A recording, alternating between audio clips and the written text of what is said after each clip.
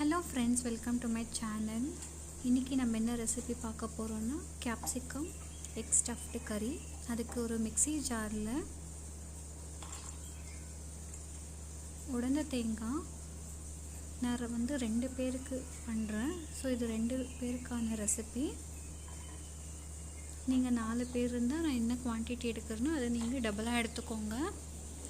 Cashews, so 7 to 8 cashews எடுத்திருக்கேன். Next ginger garlic paste add பண்ணுறேன். பேஸ்ட்டாகவும் ஆட் பண்ணிக்கலாம், இல்லை செப்ரேட்டாக இஞ்சி பூண்டு இருந்ததுன்னா அதுவும் கொஞ்சம் ஆட் பண்ணிக்கலாம்.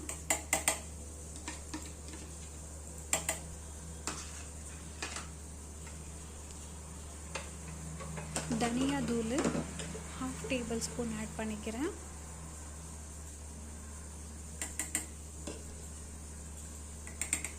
கேப்சிகம் பிடிச்சவங்களுக்கு இந்த ரெசிபி கண்டிப்பாக பிடிக்கும்.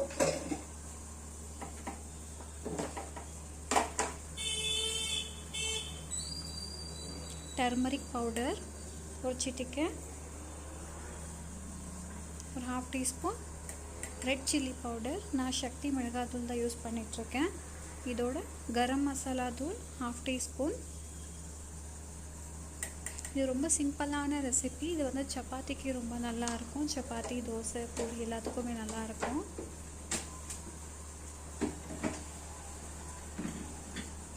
ஸோ இது வந்து நல்லா நைஸாக அரைச்சிக்கலாம். ஸோ நான் அரைச்சிட்டேன்.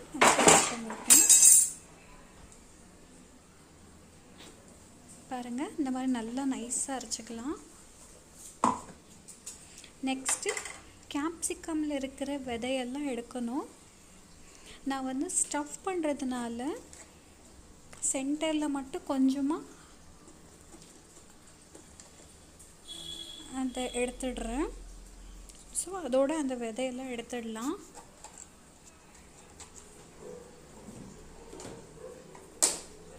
முடிஞ்ச அளவுக்கு சென்டரில் மட்டும் அந்த இது எடுத்துட்டோம்னா நல்லாயிருக்கும். சைட்ஸில் ஏதாவது ஓட்டை அடிச்சோன்னா நம்ம எக்கு ஸ்டஃப் பண்ணுறது சைட்ஸில் வந்துடும்.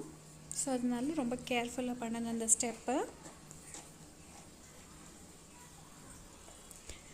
என்கிட்ட பெரிய பெரிய கேப்சிகம் இருந்ததுனால நான் இதுவே யூஸ் பண்ணிகிட்ருக்கேன். உங்கள்கிட்ட சின்ன சின்ன கேப்சிகம் இருந்தால் யூஸ் பண்ணுங்கள், இன்னும் பெட்டராக இருக்கும். எனக்கு சின்ன கேப்சிகம் கிடைக்காததுனால நான் பெரிய கேப்சிகம் யூஸ் பண்ணிகிட்ருக்கேன்.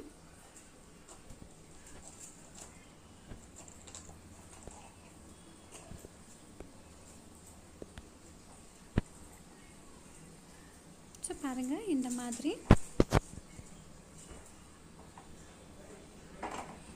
நெக்ஸ்ட்டு இப்போது 3 எக்ஸ் எடுத்துக்கிறேன். நான் வந்து 3 கேப்சிகம்க்கு 3 எக் யூஸ் பண்ணிகிட்ருக்கேன். அதாவது ஒரு கேப்சிகம்க்கு ஒரு எக் தான் யூஸ் பண்ணுறேன். இதுவும் நம்மளோட சாய்ஸ் தான். எக்கு ரொம்ப பிடிக்கிறவங்களுக்கு எக்ஸ்ட்ரா எக் கூட ஆட் பண்ணிக்கலாம். எக்கு உடச்சியும் ஊற்றிக்கலாம், இல்லை எக்கு ஒருவேளை நீங்கள் ஏற்கனவே வேக வச்ச எக் இருந்தால் அந்த வேக வச்ச எக்லேயும் இதே ரெசிபி பண்ணலாம். கேப்சிகமில் நான் உடைச்சி ஊற்றின எக்குக்கு பதில் வேக வச்ச எக்கு ஆட் பண்ணிக்கலாம். அவ்வளோதான், பெரிய டிஃப்ரென்ஸ் எதுவும் இல்லை. பட் ரெண்டுமே டேஸ்ட் வைஸ் ரெண்டுமே சூப்பராக இருக்கும். நெக்ஸ்ட்டு ஒரு கடாயில் ஆயில் ஆட் பண்ணிக்கலாம்.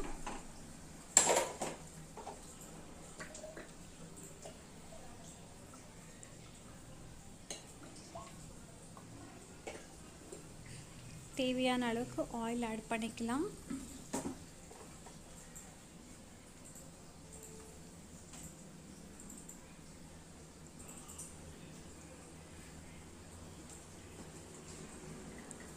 ஆயில் நல்லா காயட்டும்.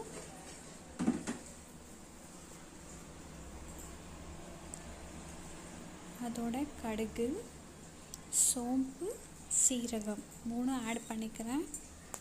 சோம்பு, சீரகம் கொஞ்சமாக ஜஸ்ட் அந்த ஃப்ளேவருக்காக ஆட் பண்ணிக்கிறேன். 1/4 டீஸ்பூனை விட கம்மியாகவே ஆட் பண்ணிக்கலாம். கருவேப்பிலை, ஒரு மீடியம் சைஸ் வெங்காயம், 2 பேருன்றதுனால நான் ஒரு ஆனியன் யூஸ் பண்ணுறேன்.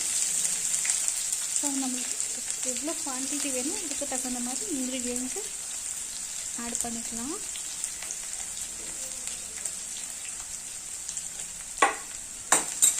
ஆயில் வந்து நல்லா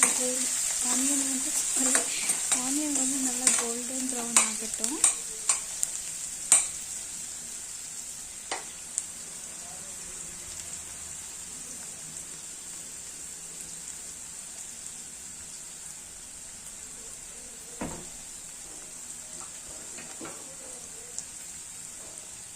ஸோ நெக்ஸ்ட் ஒரு பவுல் எடுத்துக்கிறேன். இப்போ முட்டையை உடைச்சி ஊற்றிக்கிறேன். நான் உடைச்சி ஊற்றி பண்ணுறதுனால இப்படி ஒரு பவுலில் முட்டையை உடைச்சி ஊற்றுறேன். உங்கள்கிட்ட வேக வச்ச முட்டை இருந்தால் அதுவே ஸ்மாஷ் பண்ணியோ இல்லை சிறுசாக கட் பண்ணியோ அந்த பவுலில் ஆட் பண்ணிக்கோங்க. அந்த பவுலில் ஆட் பண்ணிக்கின்னு salt, pepper powder, red chilli powder போட்டு நல்லா மிக்ஸ் பண்ணி கேப்சிகமில் ஸ்டஃப் பண்ணணும் வேக வச்சுருந்தா. அதே மாதிரி உடைச்சி ஊற்றுற ப்ராசஸும் சேம் தான். உடைச்சி ஊற்றிட்டு நான் சொன்ன மாதிரி உப்பு, pepper powder, red chilli powder எல்லாத்தையும் போட்டு நல்லா பீட் பண்ணி அதுக்கப்புறம் கேப்சிகமில் ஸ்டஃப் பண்ணணும். ஸோ இதுக்கு வேக வச்சுருந்தாலும் பரவாயில்ல, இல்லை அப்படியே உடைச்சி ஊற்றினாலும் பரவாயில்ல. நான் ஏற்கனவே சொன்ன மாதிரி டேஸ்ட் வைஸ் ரெண்டுமே நல்லா சூப்பராக இருக்கும்.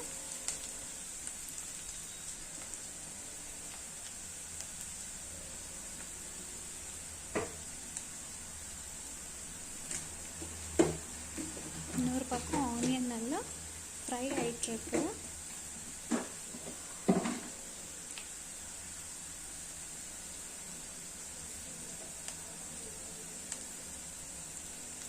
நம்ம கறியிலையும் இதெல்லாம் ஆட் பண்ணுறதுனால இந்த எக்குக்கு தேவையான அளவுக்கு மட்டும் red chilli powder, capsicum add பண்ணிக்கலாம். Red chilli powder, pepper powder, salt add பண்ணிக்கலாம்.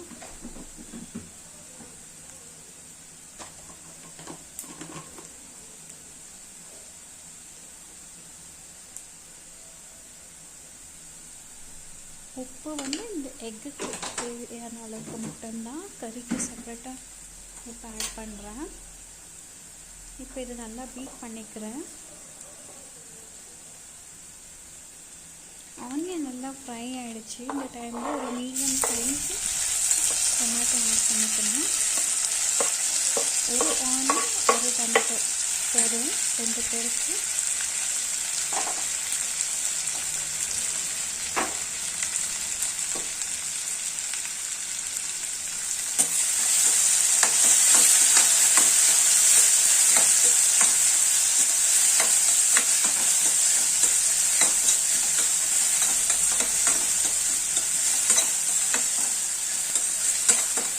நல்லா ஃப்ரை ஆகட்டும்.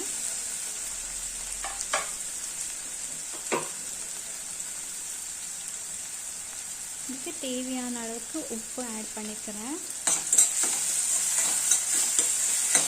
நான் கல்லுப்பு தான் யூஸ் பண்ணுறேன்.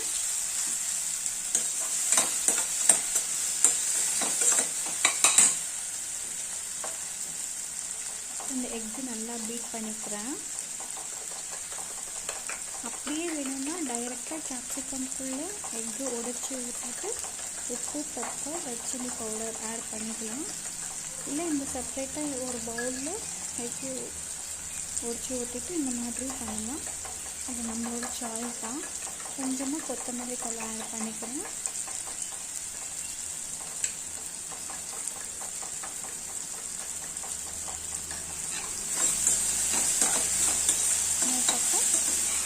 டொமேட்டோ ஆனியனெல்லாம் நல்லா ஃப்ரை ஆகிடுச்சு. இப்போது நம்ம ஸ்டார்டிங்கில் அரைச்சி வச்சோம் இல்லையா, அந்த பேஸ்ட் ஆட் பண்ணிக்கிறேன்.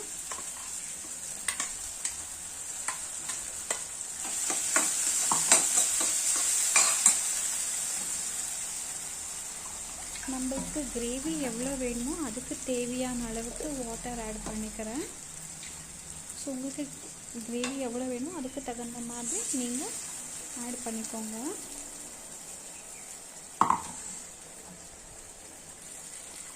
ஸோ நான் 2 பேருக்கு பண்ணுறதுனால கொஞ்சமாக வாட்டர் ஆட் பண்ணிக்கிறேன். எனக்கு கிரேவி கொஞ்சமாக போதுங்க.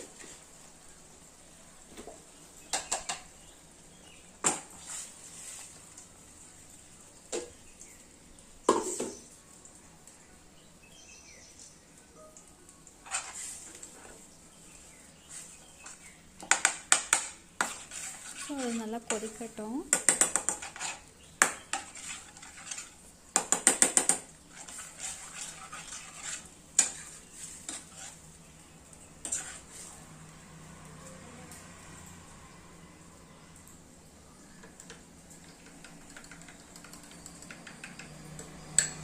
இந்த கேப்சிகம் ஒன்றா எடுத்து அந்த கிரேவிக்குள்ளே வச்சிடலாம். கேப்சிகம் எடுத்து அந்த கிரேவியில் வச்சதுக்கப்புறம் நம்ம எக் ஊற்றிக்கலாம். இல்லை எக்கு ஃபஸ்ட்டு கேப்சிகம்குள்ளே ஊற்றிட்டு வைக்கிறதுக்குள்ளே மேபி எக் வெளியே வந்துடும். ஸோ பெட்டர் அதில் வச்சு டைரெக்டாக எப்படி ஸ்டஃபிங் பண்ணிக்கலாம்.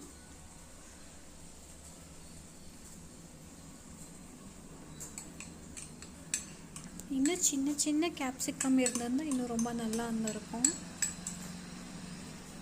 என்கிட்ட பெரிய கேப்சிகம் இருந்ததுனால நான் இதுவே யூஸ் பண்ணிகிட்ருக்கேன். நீங்கள் இந்த ரெசிபி பண்ணுறீங்கன்னா முடிஞ்ச அளவுக்கு சின்ன கேப்சிகமாக பார்த்து வாங்கி பண்ணுங்கள். அதுக்கு மேலே கொத்தமல்லி தழை கொஞ்சம் கொஞ்சமாக ஆட் பண்ணிக்கிறேன்.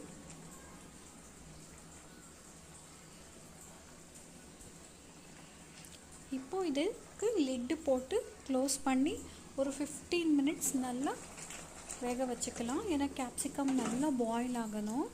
கேப்சிகம் நம்மளுக்கு பாயில் ஆச்சுன்னு எப்போ தெரியும்னா அந்த கேப்சிகம் சைட்ஸில் லைட்டாக கீரல் விட்டுருக்கோம், நல்லா சாஃப்டாகிட்டு கீரல் விட்டுருக்கோம். ஸோ அதுதான் கேப்சிகம் நல்லா பாயிலாக இருக்குதுன்னு தெரிஞ்சுக்கிற ஒரு மெத்தடு. நான் அப்படி தான் தெரிஞ்சுக்கிறேன். உங்களுக்கு ஏதாவது தெரிஞ்சிருந்தால் கமெண்ட் பண்ணுங்கள், ஸோ தட் நானும் தெரிஞ்சுக்கிறேன். ஸோ இப்போ போல் கரெக்டாக இருக்கான்னு செக் பண்ணிக்கலாம். ஸோ மறுபடியும் இன்னும் 2 to 3 மினிட்ஸ் வேகணும்னு நான் லிட் க்ளோஸ் பண்ணியிருக்கேன். ஸோ ஃபைனலாக நல்லா வெந்துடுச்சு. இப்போ கொத்தமல்லி தழை ஆட் பண்ணிக்கலாம். லாஸ்ட்டாக அந்த கொத்தமல்லி ஆட் பண்ணுறது ஒரு நல்ல ஃப்ளேவருக்காக தான். ஸோ அது வந்து மேண்டட்ரி ஸ்டெப். அதை நல்லா ஆட் பண்ணிக்கலாம், சூப்பராக இருக்கும். இருந்தால் போட்டுக்கோங்க. என்கிட்ட இருந்தது ஸோ போட்டுக்கினேன். இல்லையானாலும் பரவாயில்ல, சம்டைம்ஸ் இல்லைன்னா நானும் போடுறதில்ல. பட் போட்டால் நல்லாயிருக்கும்.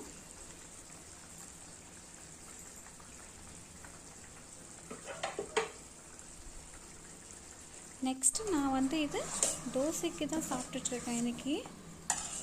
சப்பாத்தியோட சூப்பராக இருக்கும், பரோட்டோட சூப்பராக இருக்கும், தோசையோட நல்லாயிருக்கும், பூரியோட நல்லாயிருக்கும். ஒரு நல்ல சைட் டிஷ் இது. நான் இன்னும் தோசை சாப்பிட்டுட்ருக்கேன்.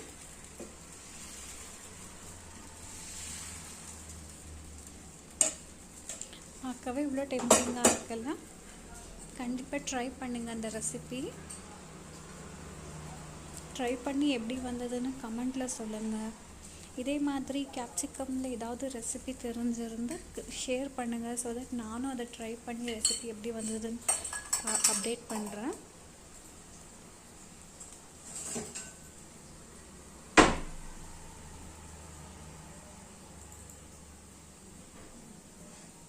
தோசை ரெடி ஆகிட்டுருக்கு. சுட சுட தோசை.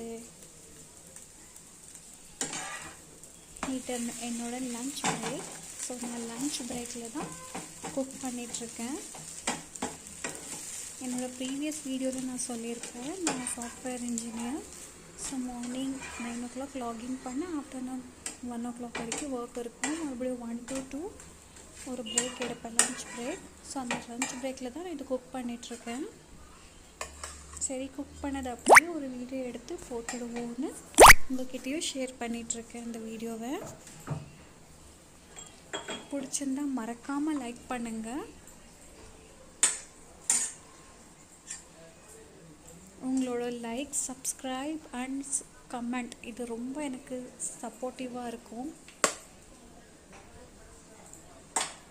கண்டிப்பாக உங்களோட தாட்ஸ் கமெண்ட்டில் ஷேர் பண்ணுங்கள். மீண்டும் இதே மாதிரி ஒரு ரெசிபியோட நெக்ஸ்ட் வீடியோவில் சந்திக்கலாம். Until then, thank you, take care, bye. மறக்காமல் சப்ஸ்கிரைப் பண்ணிக்கோங்க. Thank you.